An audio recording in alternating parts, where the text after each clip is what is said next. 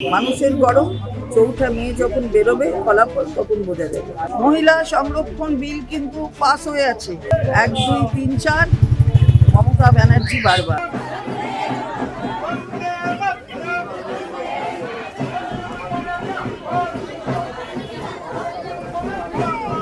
আজ আমরা পৌঁছে গেছি দমদম উত্তর কেন্দ্রে। আমাদের সঙ্গে রয়েছেন তৃণমূল কংগ্রেসের প্রার্থী চন্দ্রিমা ভট্টাচার্য, ওনার সামনে বামেদের প্রার্থী দীপশিতা ধর এবং বিজেপির প্রার্থী সৌরভ শিকদার। আমরা আজকে প্রার্থীর কাছ থেকে জেনে নেব প্রচারের কি অবস্থায় রয়েছে তৃণমূল, কি ভাবছে দল, আইপ্যাকের ঘটনা ঘটার পরে কি কোনো সমস্যা হলো, নাকি এতে কিছুই মনে হচ্ছে না কোনো প্রভাব পড়বে। আজ এই সব প্রশ্নের উত্তর দেবেন চন্দ্রিমাদি নিজে।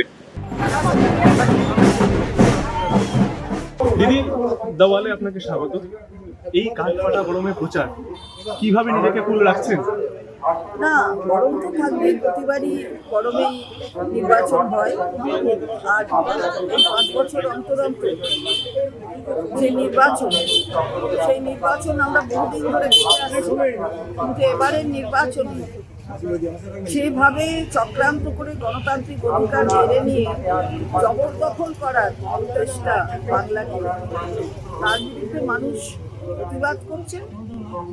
মানুষ গরম হয়ে আছে, সুতরাং এই গরমটা কিছু নয়, আমাদের কাছে কিছু নেই। মানুষের গরম ৪ঠা মে যখন বেরোবে ফলাফল তখন বোঝা যাবে। দিদি, প্রধানমন্ত্রী বলেছেন যে তৃণমূল ভ্রূণ হত্যা করছে, তৃণমূল মহিলা বিরোধী।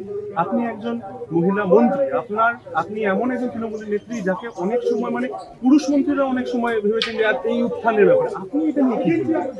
না, প্রধানমন্ত্রীর হয়তো ভ্রূণ সম্পর্কে কোনো আইডিয়া নেই বলে আমার মনে হয়। আর কারণ হচ্ছে এই বিলটা যেটা সেদিনকে ফেল করেছে পার্লামেন্টে, সেটা ডিলিমিটেশন বিল। মহিলা সংরক্ষণ বিল কিন্তু পাস হয়ে আছে 2023 সেপ্টেম্বরে। মাননীয় রাষ্ট্রপতি তাকে স্বাক্ষর করেছেন এবং তারপরে সেটা নোটিফাইড হয়নি। নোটিফিকেশন না হলে সেটা প্রয়োগ হয় না। ওই 14 এপ্রিল 2026-এ ওটা 16 এপ্রিল সেশন হবে বলে তখন মনে পড়েছে, তখন ওটা নোটিফাইড হলো। কারণ অ্যামেন্ডমেন্ট আনতে গেলেও নোটিফিকেশনের দরকার হয়, আগের বিলের নোটিফিকেশন। ফলে ওটা ইনফ্যাক্ট ডিলিমিটেশনের ওই বিলটা পাস হয়ে আছে।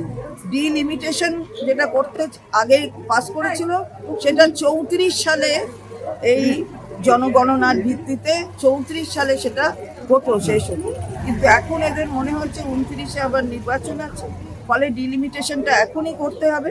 এবং এখনের যে জনবিন্যাস আছে তার মধ্যেই ভাগ করতে হবে করে 815টা কেন্দ্র করে, নিজেদের যেখানে সুবিধা সেখানে বেশি, অন্যদের যেখানে অন্যেরা রয়েছে সেখানে বিরোধীরা সেখানে কম, এইভাবে করবে। কিন্তু এর সাথে কোনো মহিলা সংক্রান্ত বিলের কোনো সম্পর্ক নেই। তাই জন্য ভ্রূণ সম্পর্কে মাননীয় প্রধানমন্ত্রীর কোনো আইডিয়া নেই। আর যেটা আমরা বলছি, আমাদের সংরক্ষণের কথা শেখাতে হবে না। আমাদের পার্লামেন্টের লোকসভায় 37.9% রিজার্ভেশন রয়েছে, রিপ্রেজেন্টেশন রয়েছে, এবং রাজ্যসভায় 46% রিপ্রেজেন্টেশন রয়েছে। ফলে আমাদের সংরক্ষণের দরকার হয় না। আমাদের নেত্রী বিনা সংরক্ষণে আমাদের মহিলাদের এই জায়গা করে দেবে। রাজনীতির 22 গজের পাকা খেলোয়াড় চন্দ্রিমা ভট্টাচার্য সব প্রশ্নের উত্তর দিলেন স্ট্রেট ব্যাটে। কেন্দ্রীয় সরকারের বঞ্চনার জবাবে বল পড়ল সোজা মাঠের বাইরে। মানুষ কি ভাবছে, উত্তর দমদমের মানুষ সেই খবর জানাবেন 4 তারিখ। আমাদের ব্যালট বাক্স যখন খুলবে তখন কি হবে উত্তর দমদমের ভবিষ্যৎ, কি হবে চন্দ্রিমা ভট্টাচার্যের ভবিষ্যৎ, নজর থাকবে সেদিকে। ক্যামেরায় সৌম্যদীপের সঙ্গে অনুষ্টুপ, দাওয়াল, কলকাতা।